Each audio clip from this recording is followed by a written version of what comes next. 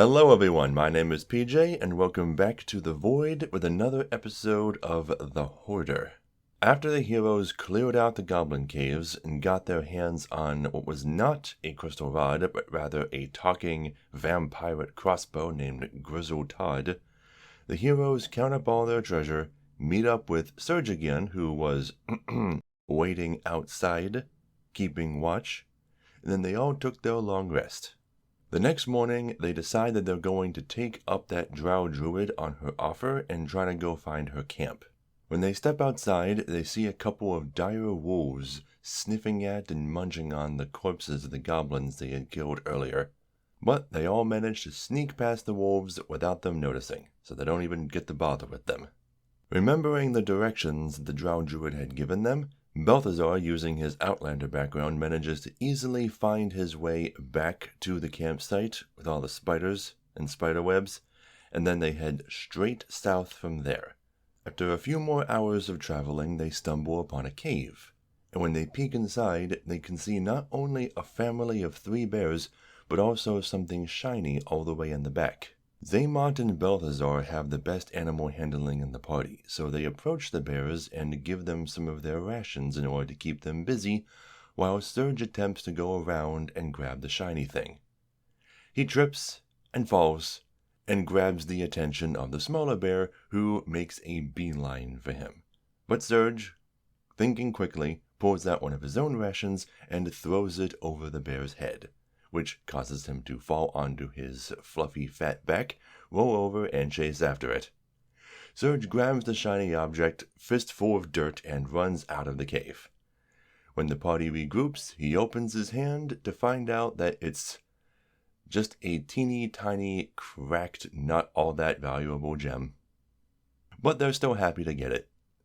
They continue traveling south, and by the time the sun is setting, they hit a campsite that doesn't look abandoned, but that is noticeably uninhabited, just surrounded by a bunch of woodland critters who are staring at them. The party quickly deduces that these woodland critters are actually druids in disguise, as this is the campsite that the drow druid told them about. They try to talk to them, but the druids are wary of any potential enemies.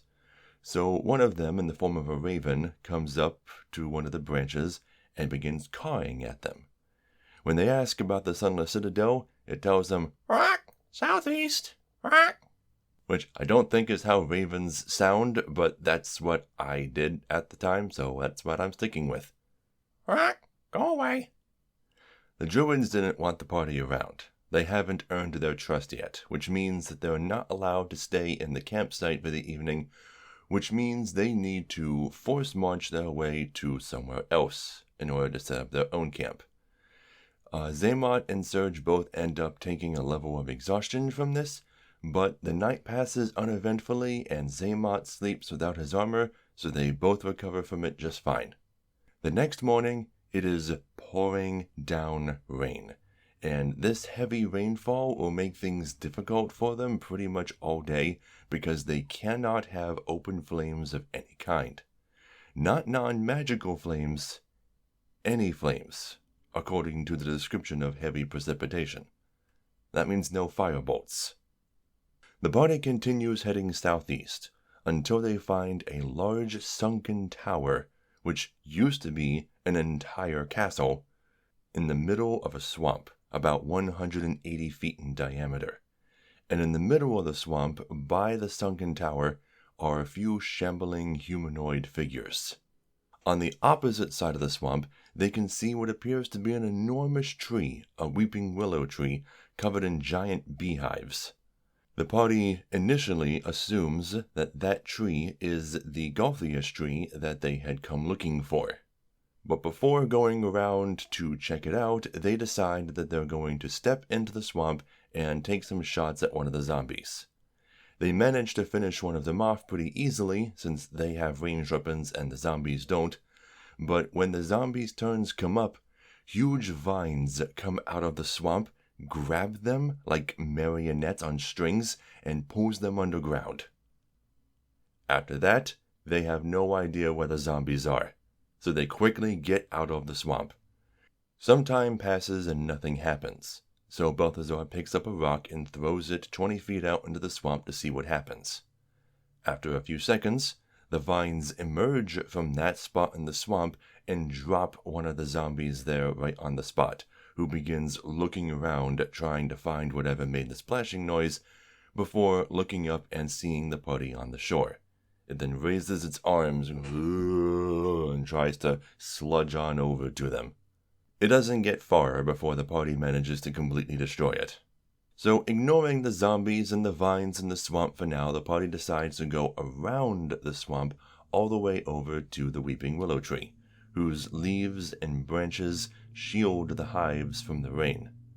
There are no visible bees, but they deduce by the shape of the nests that these are not honeybee nests. They're not hives, they're just nests.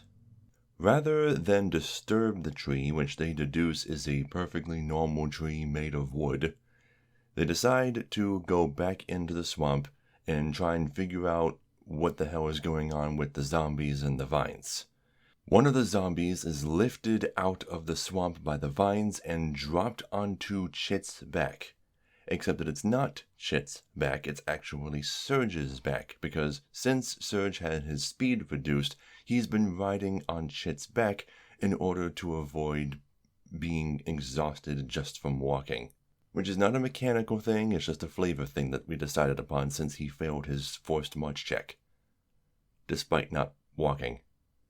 The party attacks the zombie and manages to get it off of Surge. At this point, all of the zombies that they had initially seen standing by the citadel are gone, so they assume the coast is clear and start making their trek toward the tower. When they get to the tower, they see that it is lopsided, about a 10-degree lopside. So when they step in through one of the tower's windows, which is effectively acting as its new front door, they find that the floor of the room is tilted such that only part of it is submerged in water, and it happens to be the part where this room's stairwell used to be. So if they want to go further into the tower, they'll need to go under the water. I explained to them that fire-based light sources like hooded lanterns will not work underwater because flames need open air in order to continue burning. And Zaymot does not have the light cantrip prepared. So the only people who can see underwater down there are the ones with dark vision, but since it's murky and dark, they can only see 10 feet in front of their faces. Chit decides that despite not having dark vision, he's going to use his swim speed to go down there and do some reconnaissance. Since he has the swim speed, he can use any melee weapon he wants without disadvantage. But he's blind, so he has disadvantage anyway. Not a very good plan, if you ask me. But he goes down there and he feels that there are these long algae leaves growing out of this hallway that's going down from the room that's underneath the one they're all in. And when he goes through and he tries to escape, he finds a corpse that he can't see, but he can feel it's a humanoid corpse just by touching it.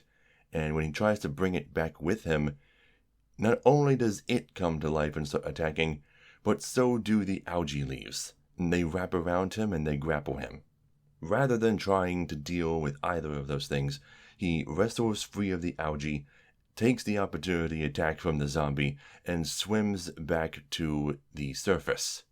When the zombie catches up to him, everybody is trying to attack the zombie through the water, which just makes it more difficult for them because the water is protecting him from fire and from melee attacks that don't meet the prerequisites for fighting underwater, like daggers and tridents and such. It takes them a bit of time, but they finally manage to get the zombie off of him. Then they decide to short rest and try to make a plan for how they're going to navigate down there. Their plan involves having Surge ride on Chit's back and acting as Chit's eyes, since he can see. His plan is to tap Chit's shoulder if he sees anything dangerous. Second, Zaymot is going to lead right next to Chit, side by side, and have Balthazar tied behind himself with a rope, so that he can pull him along navigation-wise. This is their plan. Here's how it goes. They all enter the water. However, since Chit can move almost 4 times faster than Zaymot underwater, Chit gets really far ahead of Zaymot. And while they're cutting through the algae with Zaymot's dagger and Chit's longsword, a Surge taps Chit's shoulder and trying to get him to look behind himself. Or trying to get him to stop, because he sees that Zaymot isn't catching up. But Chit doesn't know what that tapping means. So when Surge looks behind himself in order to see Zaymot trying to catch up, and when Zaymot does catch up, Zaymot is the only one who sees the zombie from down the hallway swimming toward Chit, who critically hits Chit in the face. He crits Chit in the chin. Meanwhile, the zombie from the stairwell that they thought they had finished off had actually made its undead fortitude save and was now on Balthazar. And let me tell you, this 1 hit point zombie stays on Balthazar for practically the entire encounter, even after they decide to retreat and go back to the previous room. It just does not die. So after Chit, Zaymot, and Surge use a combination of all of their powers, including like Guiding Bolt and such, in order to take out the 2, not just 1, but 2 zombies that appeared in front of them from that end of the hall, and also had to deal with the vines that they haven't cut yet, trying to grapple them.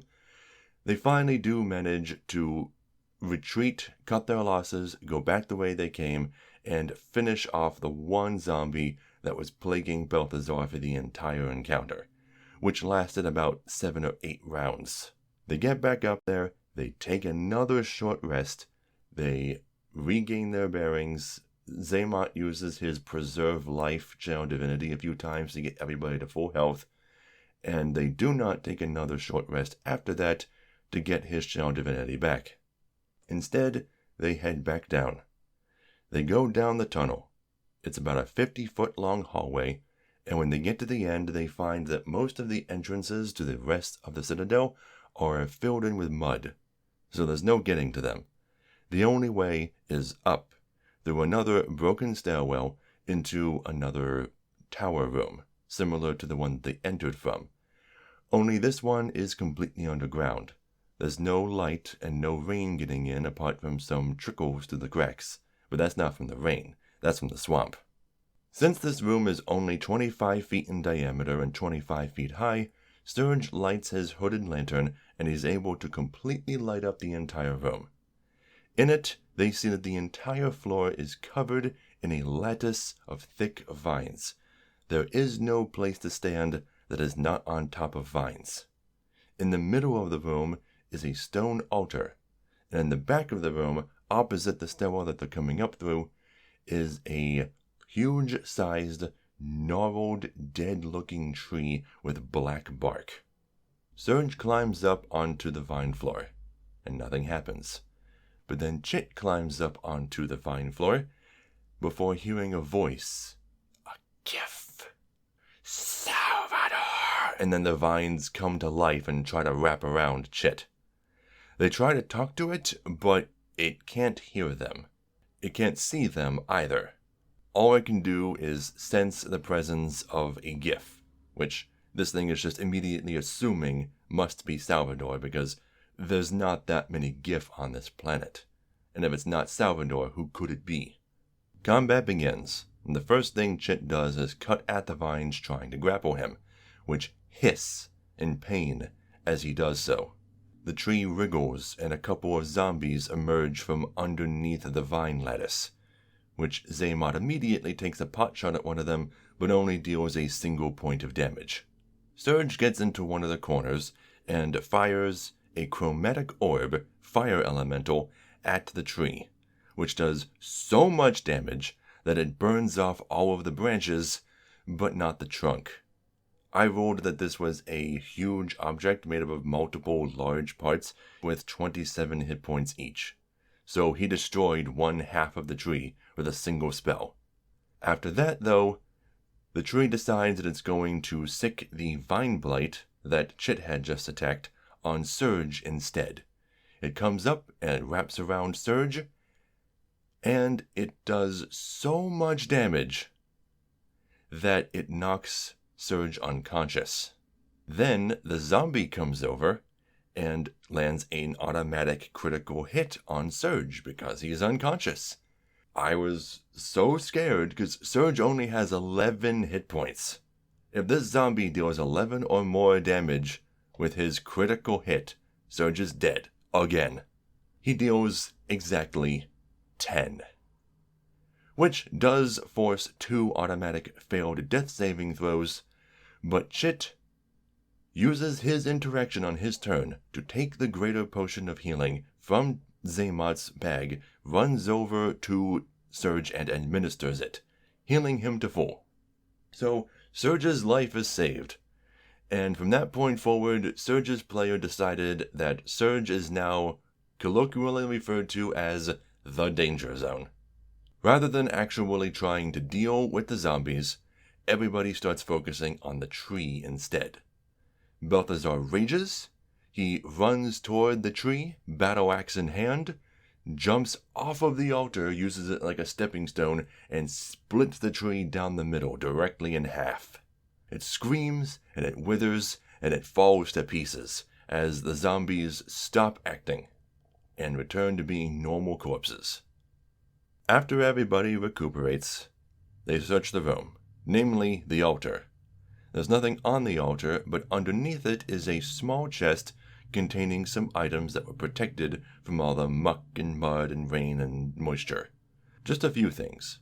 A couple of gems, which they pocket, and a handmade handkerchief displaying a flag pattern, a squid wearing a pirate hat.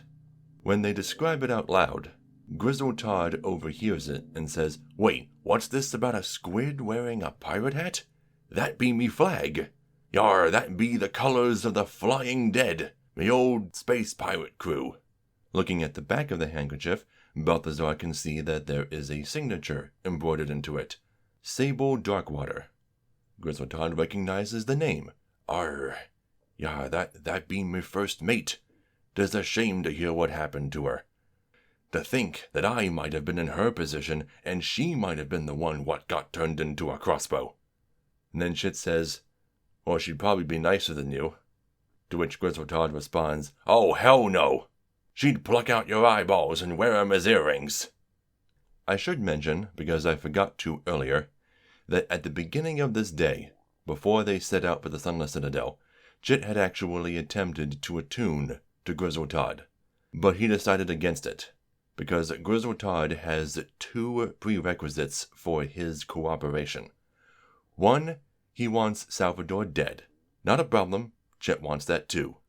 But the other thing is that since Grizzle Todd works for the Hoarder, and the Hoarder wants the Highwaymen, Chit and his crew have to promise that they will hand the Highwaymen over to the Hoarder once it is fully repaired. Chit decided that he was going to think on it longer, but in the end he did not attune to it. So right now Grizzle Todd is just a regular mundane heavy crossbow that can talk. With the Galthius tree destroyed and the handkerchief in tow, everybody returns to the surface and heads back north to the Druid camp. They announce that they have dealt with the Galthius tree, and show the handkerchief that they found as proof. One of the Druids, originally in the form of a deer, assumes her normal wood elf form and smells the handkerchief. She can smell death on it. She knows that if these heroes came back with it in hand, then they must have succeeded in destroying whatever created it. So she trusts them. She still doesn't give them her name, or the name of the Drow Druid, or the name of the cleric that the Drow Druid mentioned, but she does tell them where the cleric can be found. They are very secretive about all this stuff. She tells them that he can be found in a town called Overleaf, which is an elven grove far, far to the east, on the other side of the river, but before the next river. Some very confusing instructions, but I have a limited map of the places they can go, so it's not going to be that difficult for them to find. It'll just take a while. So when the party wakes up the next morning, they're going to be heading out in search of Overleaf, so that they can find a cleric in order to restore Surge to his former self.